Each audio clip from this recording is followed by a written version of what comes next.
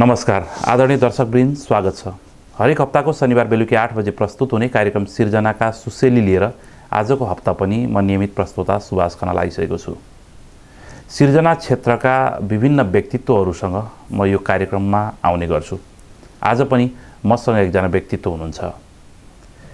मकवानपुरको माटोले गौरव गर्न योग्य व्यक्तित्व, साहित्यिक, साङ्गीतिक लगायत उहाँको आयामका क्षेत्रहरू फराकिला छन्। भीमविरागको नाममा स्थापित भीमविराग सङ्गीत साहित्य कला प्रतिष्ठानका अध्यक्ष, त्यस्तै लेखनमा निरन्तर लागिराख्नुभएका लामो समयदेखि सिर्जना क्षेत्रमा क्रियाशील व्यक्तित्व हयग्रीव आचार्य आज मसँग हुनुहुन्छ। उहाँसँग कुराकानी गर्नेछु। यतिखेर म तपाईँलाई स्वागत गर्न चाहन्छु। धन्यवाद। समय अलिकति जटिल जस्तो पनि छ। एक खालको कोरोना सन्तासकै समयका बीच बाँचिराखेका छौँ। दैनन्दिनहरू पनि अलिकति गाह्रो जस्तो बनिराखेका छ। यसबीच लेखन अथवा सिर्जनाका हिसाबले चाहिँ केही कामहरू गरिराख्नु भएको छ, के छ?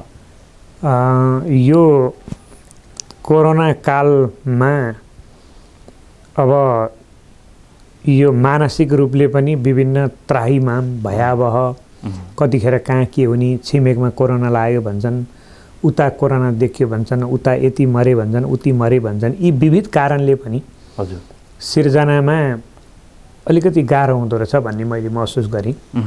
यद्यपि फाटाफुट्ट मुक्तकहरू, सामान्य कविताहरू त लेखियो, तर अब सिर्जना मस्तिष्कमा आउनलाई त त्यो परिवेश परिस्थिति मिल्नुपर्छ। त्यति नमिलेको भएर पनि होला सायद सिर्जना यो कोरोना कालमा चाहिँ कमै लेखियो। हजुर, त्यति धेरै लेखकहरूसँगको अनुभव सेयरिङकै सम्बन्धमा त्यस्तै खालका कुराहरू उहाँहरूले पनि राख्नुहुन्छ।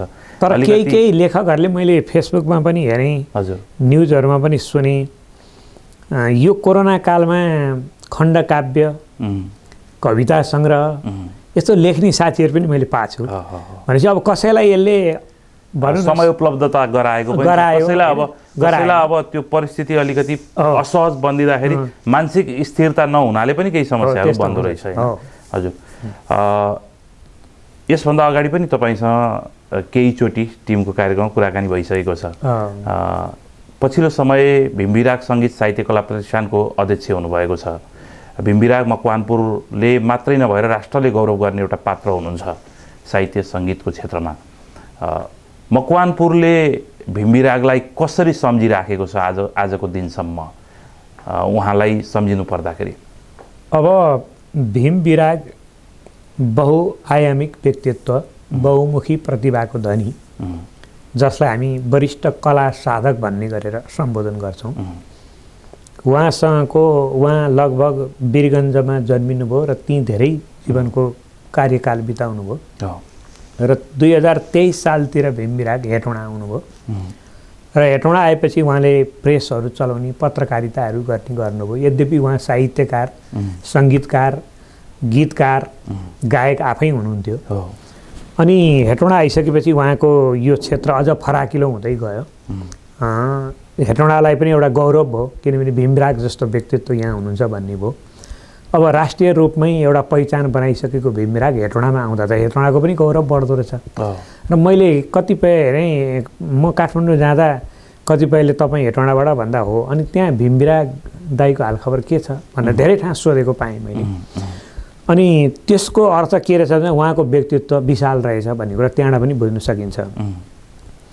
र अनि हामीले भीमविरागको बारेमा मैले यसो अध्ययन गरेँ। उहाँ र म धेरै जिल्लाहरू पनि घुम्ने अवसर पायौँ। उहाँले मलाई लिएर जानुहुन्थ्यो साहित्यिक साङ्गीतिक कार्यक्रमहरूमा।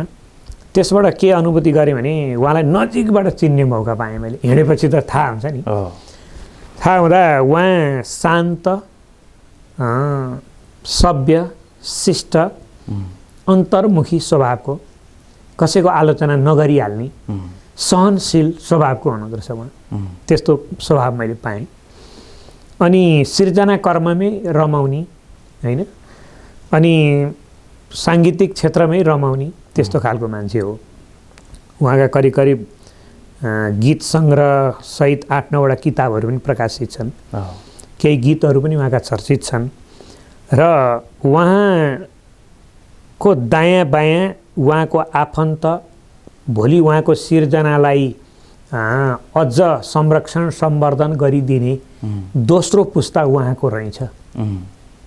उहाँका सन्तान थिएनन्। त्यसो भएर अनि मैले के सोचेँ भने वास्तवमा यो भीम बिरागको त अब कोही पनि रहेछ। भीम बिरागको देहावसानपछि उहाँको शेषपछि त यसको संरक्षण कसले गरिदिने? संरक्षण गरिदिने मान्छे त छैन। त्यसो भएको हुनाले भीम बिरागको नाममा पनि एउटा कुनै संस्था खोल्नुपर्छ भन्ने मेरो मनमा लागिरहेको थियो। त्यही समयमा 59 सालतिर हजुर यो तरङ्ग सांस्कृतिक परिषद हाम्रो अध्यक्ष रामचन्द्र भण्डारीजी उहाँ हुनुहुँदो रहेछ। अनि सुशीला दिदी पनि अब गायन क्षेत्रको राम्रो एउटा नाम कहलाएको मान्छे। अनि उहाँहरूले एउटा भीम बिराग साँझ गर्ने भनेर पलपसा सवालमा टिकट सिस्टममा बेलुका स्थानीय कलाकारहरू राखेर भीम बिरागको प्रमुख नेतृत्वमा कार्यक्रम गर्नुभयो। त्यहाँ म पनि गएको थिएँ टिकट काटेर हेर्न भनेर, सुन्न भनेर। अनि त्यो टिकट बिक्री भएर खर्च कटाएर प्राप्त भएको करिब 30-35 हजार रुपियाँ बचेछ। त्यसको 2-3 दिनपछि उहाँहरूले हिसाब गरेर भण्डारीजी र सुशीला दिदी, ल दाइ तपाईँको नाममा गरेको यो पैसा बच्यो, यो तपाईँलाई नै समर्पण गर्न आएको भनेपछि होइन, यो चाहिँ केही यो मेरो नाममा केही गरिदिए आऊ, मलाई यो पैसा चाहिँदैन भनेपछि अनि के गर्ने त भन्दा अब भीम बिराग प्रतिष्ठान खोल्ने भन्ने त्यहाँबाट कुरो नि त्यसको कन्सेप्ट त्यहाँबाट बन्यो। त्यहाँबाट आएपछि अनि उहाँहरूले मलाई पनि बोलाउनु भयो। तत्कालीन यति फाइनेन्स कम्पनी अहिले महालक्ष्मी विकास ब्याङ्कमा मिटिङ बस्यो। घनश्याम शङ्कर त्यहाँको प्रमुख, मुक्ति गोविन्द त्यहाँको सहप्रमुख, अनि उहाँहरू भीम बिरागको फ्यान, वीरगन्जमा सँगै बसेको। अनि त्यही माहौलमा त्यहाँ बैठक भएपछि त्यो बैठकमा मलाई पनि बोलाइयो। केही हेटौँडाका गण्यमान्य केही व्यावसायिक पृष्ठभूमि भएका मान्छेलाई पनि त्यहाँ बोलाएर छलफल हुँदा भीम बिराग प्रतिष्ठान नामाङ्करण गरेर खोल्ने भनियो। अनि मैले भने भीम बिराग प्रतिष्ठान मात्रै भन्दा भीम बिरागको व्यक्तित्व झल्किँदैन, यसमा अलिकति विशेषणहरू जोड्नुपर्छ भने चाहिँ के गर्ने त भन्दा मैले नै राखेको नाम हो यो प्रश्न। उहाँहरूले भीम बिराग प्रतिष्ठान मात्रै भन्नुभयो। मैले भीम बिराग सङ्गीत साहित्य कला जोडौँ, त्यसो गर्दा जम्मै कुरो आउँछ। भीम बिरागको जम्मै कुरो विभिन्न क्षेत्रहरू देखिन्छ भनेपछि ल एकदम राम्रो भनेर समर्थन भएर हामीले त्यहाँ नामाङ्कन गरेपछि त्यो संस्था जन्मिने हजुर। अनि जस्तो अब कतिपय के देखिन्छ भने स्रष्टाहरूको देहावसानपछि अथवा मृत्यु भइसकेपछि संस्थाहरू खुल्छन् अथवा उहाँहरूको स्मृतिमा संस्थाहरू बनेको अथवा उहाँहरूको स्मृतिमा पुरस्कारहरू दिइने खालका सामान्य प्रचलनहरू छन्। तर यो संस्था चाहिँ भीम बिराग जीवित रहनु हुँदैखेरि स्थापना भयो होइन? एकदम यो भीम बिराग जीवित रहँदैखेरि हामीले यो स्थापना गरेर एउटा नयाँ काम पनि गरेको। किन प्राय तपाईँले अघि भने जस्तो प्राय स्रष्टाको देहावसान भइसकेपछि प्रतिष्ठान खोल्ने चलन छ। तर हामीले भीम बिराग जीवित हुँदैखेरि उहाँकैलाई प्रमुख आतिथ्य उहाँकै रोबरमा राखेर यो प्रतिष्ठान खोलेको हुनाले उहाँ अत्यन्त हामीप्रति अत्यन्त अनुग्रहित, अत्यन्त आभारी हुनुहुन्थ्यो। हामीलाई अत्यन्तै माया गर्नुहुन्थ्यो। तिमीहरूले मेरा छोराछोरी आफन्त नै तिमीहरू नै हौ, किनभने यो काम जो पाइले गर्न सक्दैन थियो होइन, मेराले त गर्दैन थियो, त्यस्ता थिएनन्, यो परिवेशका मेरा कोही पनि छैनन्, त्यस कारण तिमीहरू नै मेरा सबै हो, मेरा सम्पत्ति नै तिमीहरू हो भनेर बडा गौरव गर्नुहुन्थ्यो भीम बिराग दाइ। अनि त्यो प्रतिष्ठान त्यसरी हामीले खोलेपछि अनि त्यो समितिले विधान मस्यौदा समिति गठन गर्यो। त्यसको जिम्मेवारी मलाई नै दियो, संयोजक मलाई नै दियो। अनि मैले नै विधान बनाएँ र हामीले 1-1.5 महिनापछि दर्ता गरेर यो विधिवत जिल्ला प्रशासन कार्यालय मकवानपुरमा दर्ता गरेर भीम बिराग सङ्गीत साहित्य कला प्रतिष्ठान नेपाल भनेर गठन गर्यौँ। यसको विधानमा चाहिँ के छ भने कार्यक्षेत्रमा चाहिँ मकवानपुर बाहेक अन्य जिल्लामा पनि शाखा खोल्न सकिनेछ भन्ने प्रावधान छ। त्यसैले अब जस्तो सङ्गीत साहित्य कलामा उहाँको योगदानको कुरा त छँदैछ होइन, त्यसमै आधारित भएर यो संस्था पनि बनिसकेपछि यहाँहरू क्रियाशील पनि हुनुहुन्छ र यो संस्थाले सम्भवतः मफसलकै ठुला पुरस्कार सम्मानहरू मध्येको एउटा सम्मान समर्पण गर्ने गरेको छ, बिजुली माया वन श्रेष्ठ राष्ट्रिय सङ्गीत पुरस्कार भनेर। यसको सिलसिला चलिरहेको पनि छ, आगामी कार्यक्रम पनि आउँदैछ होइन। अलिकति यो पुरस्कारलाई जोडेर पनि केही थप प्रकाश गरिदिनु। अब भीमविरागको दुईटा पाटो विशेष बढी जोडिएको पाइन्छ, उहाँका अरू पाटाहरू पनि छन्, पत्रकारिता पनि छ, तर भीमविरागको चाहिँ साहित्य र सङ्गीत दुईटा महत्त्वपूर्ण पाटो हो। अनि भीमविराग साहित्यकार भए तापनि त्यो साहित्य चाहिँ कस्तो हुँदो रहेछ भने त्यो सबैले त्यसलाई ग्रहण गर्न सक्ने क्षमता हुँदो रहेछ र त्यति पपुलर हुँदो रहेनछ। तर सङ्गीत चाहिँ गीतको माध्यमबाट मूलतः गीतमा सफल, त्यसपछि कविता, त्यसपछि अन्य विधा हो। अनि भीमविरागको गीतले चाहिँ बढी परिचित भीमविरागको पनि साहित्य छ र भने जस्तो कुरो पनि सुनिन्छ। तर भीमविरागको साहित्य पनि छ, साहित्यकार नारायणगोपालको समकक्षी रहनुभयो, नारायणगोपालले केही गीतहरू पनि गाउनुभयो, त्यसबाट पनि त्यसले पनि भीमविराग गीतकार आफै पनि गायक। तर भीमविरागले लेखेका केही चर्चित गीतहरू नारायण गोपाल अनि मधु छेत्री आदिले गाइदिइसकेपछि भीमविराग राष्ट्रिय रूपमा एकदम माथि उठ्न सफल हुनुभयो र त्यो गीत हरेक नेपालीहरूको एउटा कर्णप्रिय रह्यो, एउटा ओठमा फरफराउन थाल्यो। त्यसैले पनि अनि भीमविरागको यो साङ्गीतिक क्षेत्र महत्त्वपूर्ण भएको हुनाले अनि भीमविरागलाई असाध्यै माया गर्ने एकजना हेटौँडामा हुनुहुन्छ व्यवसायी कन्हैया कृष्ण श्रेष्ठ हुनुहुन्छ। उहाँ भीमफेदीमा जन्मेर भीमफेदीमा हुर्किएको। अनि हाम्रो पूर्व अध्यक्ष तुलसी थापा सर वरिष्ठ साहित्यकार, उहाँ पनि भीमफेदीमा जन्मेर भीमफेदीमा हुर्किएको हुनाले हामीले यसको पहिलो अध्यक्ष माधव रिसाललाई बनायौँ। उद्योगवाणीसँग तत्कालीन अध्यक्ष हुनुहुन्थ्यो माधव रिसाल, अनि म उपाध्यक्ष थिएँ, सुशीला दिदी महासचिव हुनुहुन्थ्यो। अनि उहाँको 3 वर्ष कार्यकाल सकिएपछि अनि हामीले तुलसी थापालाई अध्यक्ष बनायौँ। अनि फेरि म उपाध्यक्षै भएँ, अनि फेरि सुशीला दिदी महासचिवै हुनुभयो। अनि भीमविरागसँगको कन्हैयाजीको सम्बन्ध, यता तुलसी थापा सर हामीहरूको सम्बन्ध सुशीला दिदीको, अनि कन्हैयाजी र तुलसी थापाको दोस्ती रहेछ एकदम। अनि त्यो कारणले गर्दा यो चाहिँ सङ्गीतमा पुरस्कार राख्ने बिजुली माया भनेको चाहिँ कन्हैया कृष्णजीको माताश्री जो गत वर्ष बित्नुभयो, अहिले हुनुहुन्न, उहाँको नामबाट भीमविराग प्रतिष्ठानको ब्यानरमा हरेक वर्ष दिने गरी भनेर 2064 सालदेखि यो पुरस्कार दिन थालिएको छ। 64देखि नियमित दिन थालियो। अहिले यो 12औं श्रृङ्खला हो, 12औं श्रृङ्खला हो। सुरुमा चाहिँ यो 50,000 को थियो, पछि 67 सालदेखि चाहिँ यसलाई 1 लाख को बनाइएको छ। यसको बारेमा थप फेरि चर्चा गर्छौँ। आदरणीय दर्शकवृन्द, आज मसँग हुनुहुन्छ हयग्रीव आचार्य जो भीमविराग सङ्गीत साहित्य कला प्रतिष्ठानका अध्यक्ष हुनुहुन्छ। उहाँसँग कुराकानी गरिरहेको छु थप भीमविरागबारे, साथै भीमविराग सङ्गीत साहित्य कला प्रतिष्ठानका गतिविधिहरूबारे छलफल गर्ने नै छौँ। पहिलो ब्रेकको क्रममा छौँ, ब्रेकपछि पुनः उपस्थित हुनेछौँ।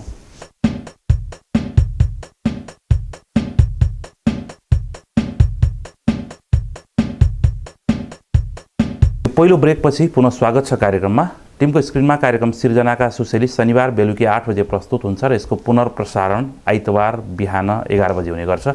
आज मसँग हुनुहुन्छ हयग्रीव आचार्य, लेखनमा क्रियाशील हुनुहुन्छ, साथै भीमविराग सङ्गीत साहित्य कला प्रतिष्ठानका अध्यक्ष हुनुहुन्छ। फेरि पनि तपाईँसँग जोडिन चाहेँ।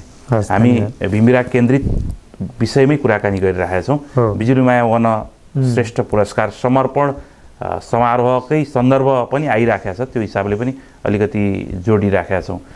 यो पुरस्कारबाट नेपालका दिग्गज सङ्गीतका गीतका क्षेत्रका प्रभावशाली व्यक्तित्वहरू सम्मानित हुनुभएको छ। अलिकति पछाडि फर्केर हेर्दाखेरि उहाँहरूलाई कसरी सम्झिनुहुन्छ र उहाँहरूलाई सम्मानित गर्नुपर्ने भीमविरागकै नामका पुरस्कारहरू दिनुपर्ने केही आधारहरू प्रष्ट पारिदिनलाई आग्रह। अब यो चाहिँ के छ भने हामीले यो पुरस्कार प्रथम पटक राष्ट्रिय गानका सङ्गीतकार अमर गुरुङबाट सुरु गरेका हौँ यो पुरस्कार। र यो चाहिँ हामीले मर्यादा क्रममा नेपाल र भारतमा रहेर निरन्तर गायन, लेखन र सङ्गीतमा आबद्ध रहनुभएका, सङ्गीतमा त 3टा पक्ष हुन्छ, त्यो 3नै पक्षमा आबद्ध रहनुभएका वरिष्ठतमको आधारमा यो पुरस्कार दिने भनेर हामीले त्यतिखेर नीति बनाएका थियौँ। अनि त्यो नीति अनुसारै अहिलेसम्म हामीले यो पुरस्कार दिइरहेका छौँ। र अहिले यो 12औं श्रृङ्खलामा आइपुग्दा हामीले दार्जिलिङको दावा ग्याल्मो दिदीलाई छान्यौँ। योभन्दा अगाडि हामीले दार्जिलिङको 12 मध्ये दुईजनालाई दिइसक्यौँ, शान्ति ठटाल र कर्म योन्जन, उहाँहरूलाई हामीले दिइसक्यौँ। अहिले यो 12 मध्ये तेस्रो पुरस्कार चाहिँ दार्जिलिङ जाँदैछ। अब हामी चाहिँ कस्तो भने 1-2 वर्ष 2 वर्ष 3 वर्ष नेपालकालाई अनि फेरि चौथो वर्ष प्रवासमा रहनुभएका, भारतमा रहनुभएका या अन्य क्षेत्रमा पनि, भोलि अमेरिकामा पनि रहन सक्नुहुन्छ त्यस्ता मान्छेहरू, त्यसरी दिने गरेको हुनाले यो वर्ष चाहिँ दार्जिलिङकी दावा ग्याल्मो दिदी पर्नुभयो। हजुर, सङ्गीतको क्षेत्रमा मात्रै नभएर अन्य क्षेत्रमा पनि यसले पुरस्कारहरू दिने गरेको छ होइन? अब त्यो चाहिँ यसले स्थानीय पुरस्कारहरू पनि दिन्छ। अहिले गत वर्षबाट क्षेत्रीय पुरस्कार पनि बनाइएको छ। हाम्रो ज्योतिरत्न बज्राचार्य भन्ने हुनुहुन्छ हेटौँडाको एकजना सुविख्यात सुन व्यवसायी, सामाजिक अभियन्ता, उहाँले चाहिँ आफ्नो हजुरबाको नामबाट हर्ष नर बज्राचार्य स्मृति पुरस्कार भनेर रु 50,000 राशिको दिनुहुन्छ। त्यो पनि यही प्रतिष्ठानको माध्यमबाट हुन्छ। त्यो चाहिँ अहिले क्षेत्रीय प्रदेश स्तरीय भनौँ न, 3 नम्बर प्रदेश स्तरीय बनाइएको छ। त्योभन्दा बाहेक अरू लगभग 6-7वटा पुरस्कार चाहिँ स्थानीय पुरस्कारहरू छन् जो यो जिल्लासँग सम्बन्धित। कहिलेकाहीँ हामी चितवनतिर पनि जान्छौँ होइन, कहिले यतै धेरै जस्तो यतै दिइरहेका छौँ, कहिलेकाहीँ फड्केर चितवनसम्म पुग्छौँ हामी। त्यसरी चाहिँ हामीले यो पुरस्कारहरू दिएर लगभग हामीसँग अहिले साना ठुला सबै गरेर 11वटा पुरस्कार छ। त्यसरी पुरस्कार समर्पण गर्ने खालका कार्यक्रमहरू रहने गर्छ। अलिकति क्रिटिक्स गर्नेहरूले चाहिँ होइन, भीमराको नाममा पुरस्कार सम्मान मात्रै दिइराखियो कि अरू सृजनात्मक गतिविधिहरू पनि हुन सक्थे कि भन्ने खालका कुराहरू पनि गर्छन्। यसलाई चाहिँ कसरी चिन्नुहुन्छ? एकदम राम्रो प्रश्न उठाउनु भयो यहाँले। वास्तवमा साहित्यिक अथवा साङ्गीतिक संस्था भनिसकेपछि निरन्तर मासिक, द्वैमासिक वा त्रैमासिक रूपमा कहिले कलेज स्तरमा, कहिले विद्यालय स्तरमा, कहिले खुल्ला, कहिले जिल्ला स्तरमा, कहिले स्थानीय स्तरमा, कहिले अब राष्ट्रव्यापी रूपमा पनि कार्यक्रम गर्नुपर्ने हो। वास्तवमा संस्था भएपछि गर्नु पनि पर्छ। तर अब सुरुदेखि नै प्रतिष्ठानले त्यतातिर भन्दा चाहिँ अब त्यो त्यस्तो कर्म अरू सङ्घ संस्थाले गरिरहेका छन् देखिन्छ होइन। मकवानपुरमा पनि धेरै सङ्घ संस्थाले नियमित कार्यक्रम, साहित्य सङ्गम होइन लगायत तपाईँको झरना परिवार अनि गजल मञ्च आदि संस्थाले नियमित गरिरहेको छ।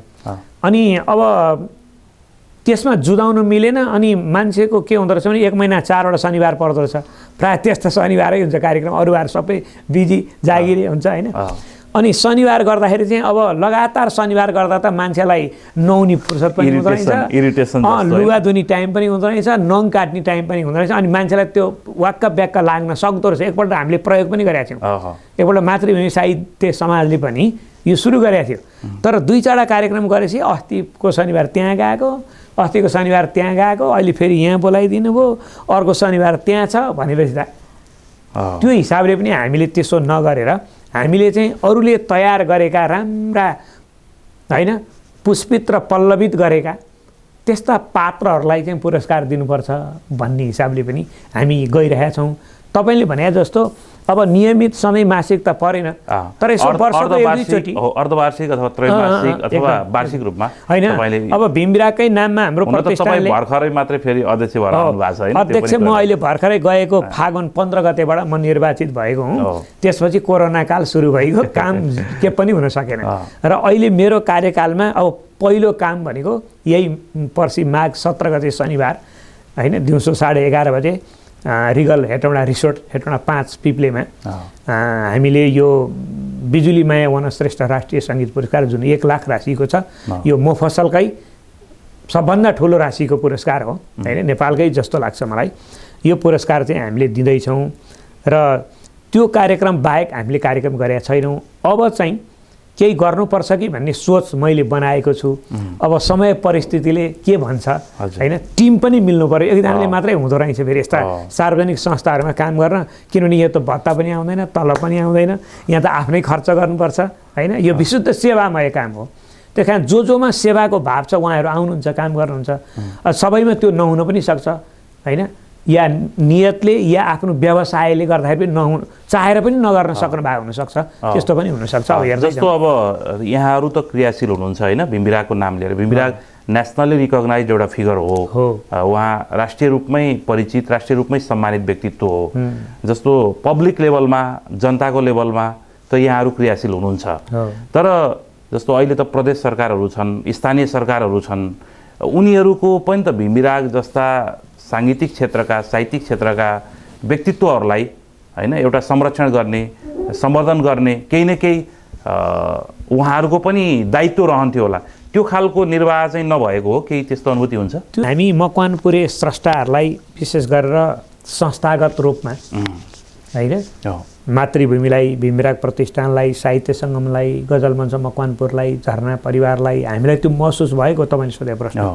हामी जनस्तरमा यत्रा मकवानपुरमा काम गरिरहेछौँ साहित्य कला संस्कृतिका क्षेत्रमा, सङ्गीतका क्षेत्रमा, तर सपोर्ट कहीँबाट छैन। उही हामीले अनुरोध गरेर नमस्कार गरेर हात जोडेर व्यक्तिगत पहिचानका आधारमा होइन 2-4 पैसा उठाएर गरिरहेका छौँ। नीतिगत रूपमा होइन तर त्यसलाई राज्यको तर्फबाट अब स्थानीय सरकार भनेको हाम्रो नगरपालिका हो, उपमहानगरपालिका, अहिले प्रदेशको राजधानी यहाँ हुनाले हामीलाई अलिकति सजिलो पनि भएको छ। अब उहाँहरू कहाँ बजेट छ भन्नुहुन्छ भन्न चाहिँ, तर हामीले अहिलेसम्म बजेट पाएको छैनौँ। त्यो कसरी पाउने हो के हो? एकपल्ट हामी भीमविरागको नाममा पैसा उठाउन भनेर कार्यक्रम गर्नलाई भनेर नगरपालिका गएको थियौँ 7-8 वर्ष अगाडि। त्यहाँ हामीलाई के भनियो भने व्यक्तिको नामको प्रतिष्ठानलाई पैसा दिइँदैन, व्यक्तिले हालेर चलाउनुपर्छ कि अमूर्त हुनु पर्यो। जस्तो साहित्य मकवानपुर, मातृभूमि साहित्य समाज, झरना भने जस्तो कुरा उहाँहरूले ल्याउनु भयो। ल्याएपछि अलिकति हामी निराश भएर फर्केका थियौँ। त्यसपछि हामी सहयोग माग्न गएको छैनौँ। तर अब मैले के सोचेको छु भने यो हाम्रो मात्रै दायित्व होइन, भीमविराग भनेको त व्यक्ति मात्रै होइन। भीमविरागको गीतको कारणले गर्दा राज्यले कर लिइरहेको छ, किनभने त्यस बापत बस्दा पैसा आउँछ, पैसा आउँदा राज्यले पनि त त्यस बापत केही पाउला नि त। अथवा त्यो भीमविरागको चाहिँ गीतले गर्दाखेरि राज्यलाई फाइदा भइरहेछ भने यो त संस्कृतिको संरक्षण भइरहेछ। त्यस कारणले राज्यमा त्यस्ता विवेकशील शासकहरू पनि हुनुपर्दो रहेछ। विवेकशील शासक नहुँदाखेरि बडा अप्ठ्यारो पर्छ। त्यस कारणले अब मलाई लाग्छ विवेकशील शासकहरू जन्मिँदैछन्, समयले जन्माउँदैछ, अनि हाम्रो कर्मलाई पनि त्यहाँ गएर ठ्याक्क मिलाउन सक्यो भने भविष्यमा काम गर्न सकिन्छ। तपाईँले भने जस्तो अहिले कोरोनाले गर्दाखेरि पनि होला, नत्र हामीले चाहिँ अब साहित्य सङ्घको अध्यक्ष निमेश सरसँग मेरो कुरा भइरहेको थियो। हामीले चाहिँ एउटा संयुक्त रूपमा एउटा राष्ट्रिय स्तरको कार्यक्रम गरौँ भन्दाखेरि कुरो गर्ने भन्दा भन्दै कोरोना आइगयो। नत्र त्यहाँ चाहिँ भनौँ न 2-4 गीत भीमविरागका प्रस्तुत, 2-4 कविता कार्यकर्ता प्रस्तुति होइन, केही पुरस्कार वितरण त्यही समारोहमा अरूले पनि त्यही बेला दिने। त यसो गरेर एउटा संयुक्त रूपमा सबै मिलेर आखिर मकवानपुरकै गौरव बढ्ने त हो नि भनेर पनि हामीले सोचेको। तर कोरोना कालले गर्दा हामीले गर्न सकेका छैनौँ। सायद आगामी दिनहरूमा हामी अगाडि बढ्छौँ। भनेपछि जस्तो स्थानीय सरकारहरूको, प्रदेश सरकारहरूको जुन खालको जिम्मेवारी हुनुपर्ने अथवा दायित्वबोध हुनुपर्ने त्यो अलिक भएको छैन भन्ने नै अनुभूति गर्नुहुन्छ। त्यहाँ एउटा समस्या पनि देखाएको छु मैले। जस्तो हाम्रो सामान्यतया विकासे मानसिकता, कर्मचारीहरूको विकासे मानसिकता अथवा हामीले चिनेका नेताहरूको विकासे मानसिकता के देखिन्छ भने सडक बनायो भने, पार्टी पौवा बनायो भने अथवा भनौँ न डोजर चलायो भने त्यतिखेर विकास भएको देख्ने। तर एउटा कल्चरको, संस्कृतिको होइन, यहाँको संस्कृतिको सम्वर्धन गर्दाखेरिको विकास नदेख्ने त्यो खालको मानसिकता पनि छ नै होइन? जस्तो संस्कृति बिनाको देश, प्राण बिनाको शरीर जस्तै हो भनिएको छ। अब यो कुराको व्याख्या, विश्लेषण, विहङ्गम चिन्तन गर्नलाई त त्यस्तै किसिमको अध्ययन र सोच भएको शासक चाहियो नि त। मैले अघि भने नि त्यहाँ शासकमा निर्भर गर्छ यस्ता कुराहरू होइन। शासक विवेकशील, इमान्दार, जनप्रिय, संस्कृति प्रेमी भयो भने उसैले हामीलाई उठाउँछ। तपाईँहरू यहाँ कार्यक्रम गरिरहनु भएको छ, संस्था खोलिरहनु भएको छ, ल म सपोर्ट गर्छु राज्यको तर्फबाट, तपाईँहरू कार्यक्रम ल्याउनुहोस् भनिदियो भने हामीलाई बहुत सजिलो हुन्छ। तर अब हामी जाँदा पनि के छ हाम्रो नेपालमा यो शासकहरूको प्रचलन भने तपाईँ जानुभयो भने तपाईँको जम्मै पृष्ठभूमि हेर्नु, तपाईँ हाम्रो वर्गको, हाम्रो चाहिँ माताहतको मान्छे हो कि होइन, म गएँ भने त्यसै गरी हेर्ने, कलर हेर्ने, कलर हेरिदिएर अनि असाध्यै छैन भनिदिने। असाध्यै तपाईँले गर्नुभयो भने अलिकति तपाईँले 1 लाख रुपियाँ माग्नुभयो अथवा चाहिँ 50,000 माग्नुभयो भने 10,000 5,000 दिएर छोडिदिने, मतलब पन्छाइदिने। यो चलन पनि छ हाम्रो नेपालमा। यो जिल्लामा मात्र होइन, मैले समग्रताको कुरा गरेको हो। त्यो नै एउटा घातक हो प्रवृत्तिको कुरा गर्नु। किनभने राजनीति जम्मै ठाउँ गर्नु हुँदैन। राजनीति जम्मै ठाउँ गर्न थाल्यो भने मान्छे खतम पनि हुन्छ, देश पनि बिग्रिन्छ, समाज पनि बिग्रिन्छ। समयमा गर्नुपर्छ। राजनीति गर्न हुँदैन भने राजनीति तपाईँ पनि एकतिर भोट हाल्नुहुन्छ, म अर्कोतिर भोट हाल्नुला। राजनीति गर्नुपर्छ कि तपाईँ हामी जस्ता पढे लेखा मान्छेले अलिकति राजनीति सोच्दा राख्नु पऱ्यो नि। ठिकलाई ठिक भन्नु पऱ्यो, गलतलाई गलत भनिदिनु पऱ्यो। हाम्रो त काम त यही हो होइन। त्यसो भएको हुनाले अब तपाईँ हामी मिलेर यो कोरोना कम हुँदै गएको छ। अहिले यो अब प्रतिष्ठानको कार्यक्रम हामी गर्दैछौँ। यसबाट पनि एउटा राम्रो सकारात्मक सन्देश जान्छ। मकवानपुर जिल्ला हेटौँडाकै गरिमा बढाउँछु यो कार्यक्रमले पनि, किनभने पोखराबाट आउँदै हुनुहुन्छ मान्छेहरू, दार्जिलिङबाट आउँदै हुनुहुन्छ, मणिकमल छेत्री जस्ता प्रसिद्ध गायक आउँदै हुनुहुन्छ दार्जिलिङबाट अर्का, अनि काठमाडौँबाट पनि राम्रा शक्ति बल्लभ जस्ता विख्यात सङ्गीतकारहरू आउँदै हुनुहुन्छ त्यो कार्यक्रममा। भनेपछि यसले समग्र हेटौँडाको पनि गौरव बढाउँछ भन्ने मलाई लाग्छ। हजुर, आदरणीय दर्शकवृन्द, आज मसँग कुराकानी गर्दै हुनुहुन्छ हयग्रीव आचार्य। उहाँसँग कुराकानी गरिरहेको छु। विशेष गरी सङ्गीत साहित्य कलाको क्षेत्रमा क्रियाशील संस्था भिम्बीराग सङ्गीत साहित्य कला प्रतिष्ठानका अध्यक्ष हुनुहुन्छ र उहाँसँग कुराकानी हुँदैछ। दोस्रो ब्रेकको क्रममा छौँ। ब्रेकपछि पुनः उपस्थित हुनेछौँ। हेर्दै बस्नुहोला टिम टेलिभिजन।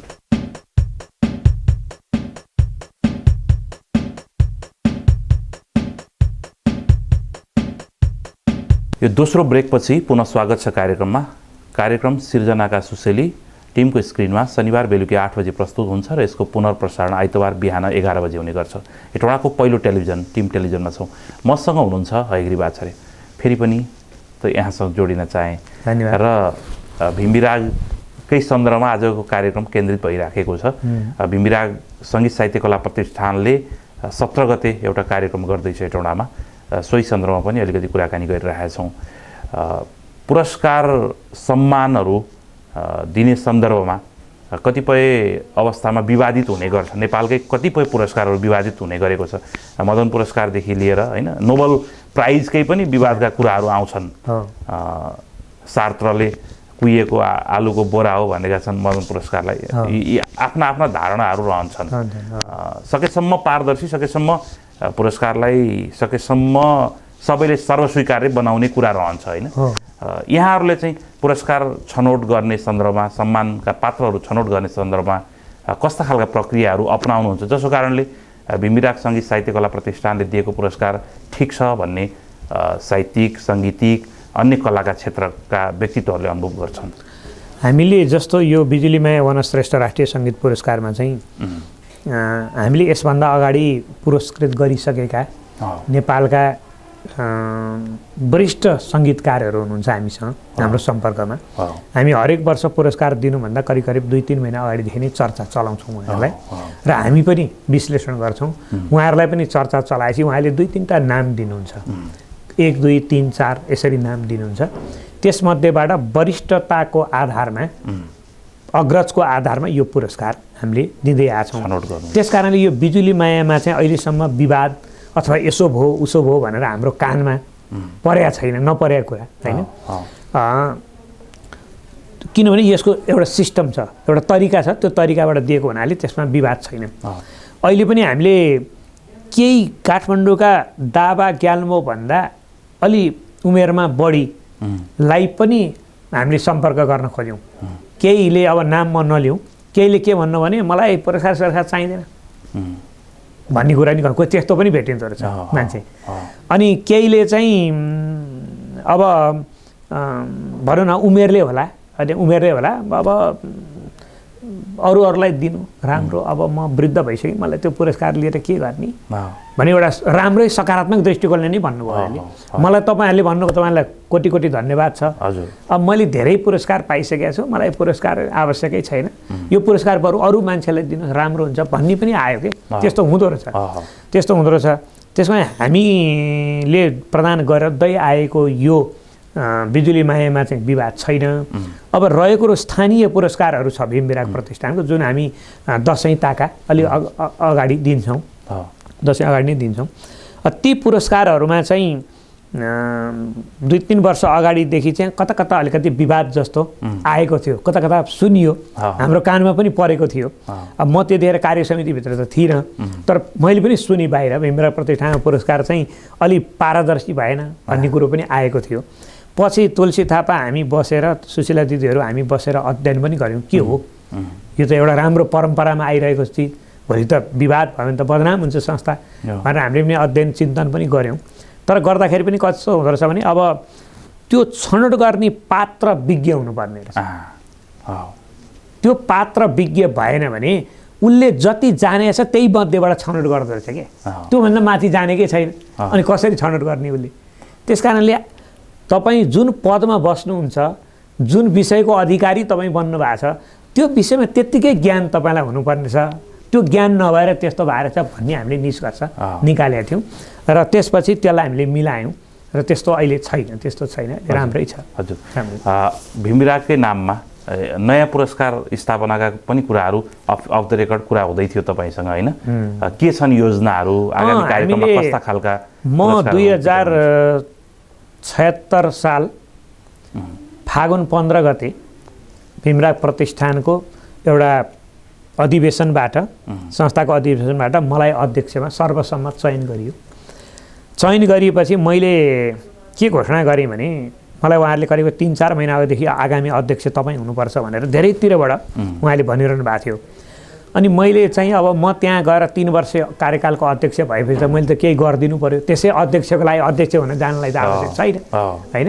त्यस भएको हुनाले मैले केही गर्नुपर्छ भन्ने सोचका आधारमा त्यही दिन म निर्वाचित भएकै दिन मैले त्यहाँ के घोषणा गरेँ त्यो हलमा भने कि भीमविराग दाईको नाममा अहिलेसम्म पुरस्कार छैन। भीमविराग प्रतिष्ठानमा चाहिँ पुरस्कार थुप्रै भयो, होइन? 10-11वटा भयो, तर भीमविराग दाईकै नामको पुरस्कार चाहिँ न राज्य स्तरबाट छ, न प्रतिष्ठानले छ, न अन्त कतैबाट छैन। त्यसो भएको हुनाले जस्तो लेखनाथ प्रतिभा पुरस्कार भनेको छ, विभिन्न प्राइभेट संस्थाले पनि दिएको छ, सरकारले पनि दिएको छ, होइन? देवकोटा प्रतिभा पुरस्कार भनेको छ, त्यस्तो छैन त। अनि त्यसपछि मैले के सोचेँ भने यो हामीले गर्नुपर्छ भनेर 101 जना मान्छे तयार गर्ने र 5,000 का दरले पैसा माग्ने र त्यसको गर्दा 5,05,000 हुन्छ। त्यो एउटा अक्षय कोषमा राखिदिने, कसैले पनि मास्न नसक्ने गरी, र त्यसको ब्याजबाट 2वटा पुरस्कार स्थापना गर्ने। किन भीमविरागका त 2टा पाटा, विशेष गरेर सङ्गीत र साहित्य, होइन? एउटा सङ्गीतलाई दिने, युवा पुस्तालाई दिने, किनभने युवा पुस्तालाई खासै पुरस्कार कम छ। अब अलि वृद्ध पुस्तालाई पुरस्कार छ नेपालमा, जसले पनि वरिष्ठताको आधारमा दिने भनेपछि त प्राय वृद्ध पुस्तालाई छ, तर युवा पुस्तालाई पुरस्कार प्राय छैन, बहुत कम छ। त्यसकारण मेरो कल्पनामा चाहिँ के थियो भने एउटा सङ्गीतको क्षेत्रमा दिने भीमविरागको नाममा, अर्को चाहिँ साहित्यको क्षेत्रमा दिने। यसो गर्दा भीमविरागको व्यक्तित्व पनि बढिरहने भयो, किनभने त्यो युवा त अरू कमसेकम 30-40 वर्ष अरू बाँच्छ नि। उसले त भीमविरागले प्रतिष्ठानले मलाई दिएको पुरस्कार भनेपछि त उसले त भीमविरागको साङ्गीतिक चाहिँ खोतल्ला, अध्ययन अनुसन्धान गर्ला, साहित्यिक पाटोलाई खोतल्ला, थुप्रै छ, होइन? भीमविरागको गजल सङ्ग्रह नै छ, छापिया छैन, छाप्न सकेका छैन हामीले, पाण्डुलिपि छ, भीमविरागको आत्मसंस्मरण छ, पछिल्लोचोटि उहाँले लेख्नुभएको, यी सबै कुराहरू छन्। त्यसो भएको हुनाले भीमविराग दाईकै नाममा 2टा पुरस्कार राख्ने भनेर मैले त्यहाँ ल म 5,000बाट सुरु गर्छु भनेर हात उठाउँ साथी हो भनेर त्यहाँ 6-7 जना 8-10 जनाले हात उठाउनु भयो र अनि त्यसपछि त्यो पैसा उठाउने भन्दा कोरोना काल लाएर हामी पछाडि हट्यौँ। अहिले पर्सि 17 गते माघ 17 गते हुने कार्यक्रममा चाहिँ हामीले यो विषय त्यहाँ उठान गर्ने र त्यसको लागि मैले केही पात्रहरू छनौट गरिसकेँ। 15-20 जना पात्र तयार खोज्दैछु अहिले 5,000 दिने ल है, त्यो दिन तपाईँ त्यहाँ आउनुपर्छ, होइन? तपाईँलाई हामी सदस्यता दिन्छौँ, तपाईँलाई हामी चाहिँ एउटा खादा उडाउँछौँ, 5,000 रुपियाँ एकचोटि दिने हो भनेर मैले त्यो सङ्कलन गर्दैछु। कमसेकम 20-25 जना मान्छे त्यो दिन कार्यक्रममा उभ्याउन पाइयो भने अरूलाई पनि प्रेरणा हुन्छ, अरूलाई पनि यो त बहुत राम्रो काम रहेछ, ल हामी पनि दिने भन्ने अवस्था सिर्जना हुन सक्ला। त्यसो भयो भने अहिले हामीलाई यो भीमविराग दाईको नाममा भीमविराग युवा सङ्गीत पुरस्कार भनेर दिँदैछौँ हामी, पहिलोपटक यो पुरस्कार रु 20,000 राशिको छ। अहिले चाहिँ हामीलाई यो राशि जोडाइदिने र यो पुरस्कार दिनुपर्छ भनेर झकझक काम चाहिँ हाम्रो वरिष्ठ कला साधकै भन्छु उहाँलाई म, यो रेडियो कर्मी, सञ्चारकर्मी, होइन? विज्ञ संस्कृतिविद हाम्रो प्रकाश सायमीजीले मलाई फोन गरेर भन्नुभयो कि ल एग्रिप सर यसपालि बिजुली मायाको पुरस्कारमा अर्को पनि थप्नु पर्यो र त्यो भीमविरागको नाममा पुरस्कार थप्नु पर्यो, त्यो पैसा म दिन्छु र अर्को वर्षलाई चाहिँ तपाईँले तयार गर्नु पर्यो भन्नुभयो। र अनि मैले उहाँलाई मेरा कुराहरू सबै भनेपछि उहाँ एकदम खुसी हुनुभयो। मेरो अभियान पनि मैले सुनाएपछि ल त्यसो भए काठमाडौँबाट म 50-60 जना खोजिदिन्छु, तपाईँले त्यहाँ 50-60 जना खोजेर कमसेकम 101, 120 जति हुन्छ 150 पुर्याउँ र यो कर्म गरौँ। म जुनसुकै रूपमा पनि सहयोग गर्न तयार छु भीमविराग प्रतिष्ठानलाई भनेर प्रकाश सायमीजीले हामीलाई बडा राम्रो भरोसा, आशा, विश्वास र शुभकामना दिनुभएको छ। उहाँ हाम्रो सल्लाहकार पनि हो, पहिलेदेखि नै, अहिले पनि सल्लाहकार हुनुहुन्छ उहाँ।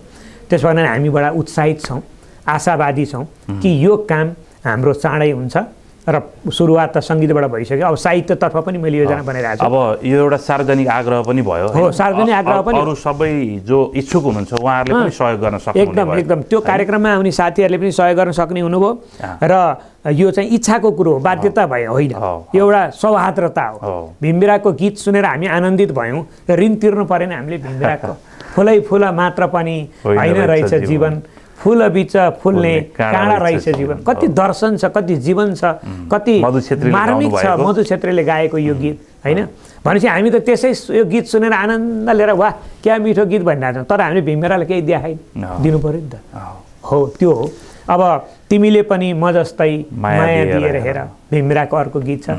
अर्को चाहिँ आजभोलि हरेक साँझ मात्तिन थालेछ, जीवनदेखि जीवन आत्तिन थालेछ। यो पनि बडा राम्रो गीत भीमबिरागको। अब सो भीमबिरागका गीतहरूलाई प्रति सम्मानको लागि पनि हामीले केही गर्न सक्छौँ भन्ने कुरा को लागि पनि यहाँले एउटा पुरस्कार स्थापना गर्दै हुनुहुन्छ। एकदम त्यस निम्ति शुभकामना पनि।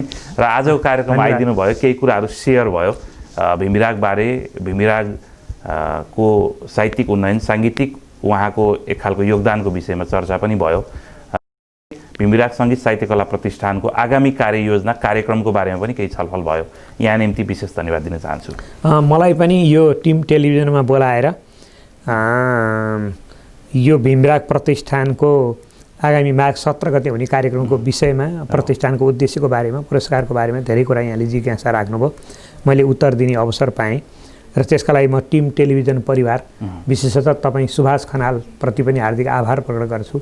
र यो टिम टेलिभिजन हेरेर बसिरहनुभएका, सुनेर बसिरहनुभएका सम्पूर्ण आदरणीय होइन व्यक्तित्वहरूप्रति माघ 17 गते हेटौँडा रिसोर्टमा 11:30 बजे उपस्थित हुन म हार्दिक निमन्त्रणा टेलिभिजन मार्फत निमन्त्रणा गर्दछु। र मैले अघि भनेका भीमबिराग प्रतिष्ठानको नाममा जुन हामीले कोष खडा गर्दैछौँ 5-6 लाखको, त्यो कोषमा चाहिँ यथाशक्य रूपमा होइन सबैले सहयोग गरौँ र हाम्रो हेटौँडाको गौरव बढाउने काम गरौँ भन्ने आग्रह पनि गर्दछु। धन्यवाद। आदरणीय दर्शकवृन्द, मैले आज हयग्रीव आचार्यसँग कुराकानी गरेँ। उहाँसँग कुराकानीको सन्दर्भमा विशेष गरी भीमबिराग र भीमबिराग सङ्गीत साहित्य कला प्रतिष्ठानका कार्यहरूको बारेमा विशेष छलफल गरेँ। अर्को हप्ता अर्का सर्जकसँग आउनेछु। प्रविधिमा सहयोग गर्ने मनिल, त्यसै गरी आजका अतिथि हयग्रीव आचार्य र म नियमित प्रस्तोता सुभाष खनाल। सबैलाई बिदा दिनुहोस्। हेर्दै बस्नुहोला टिम टेलिभिजन। नमस्कार।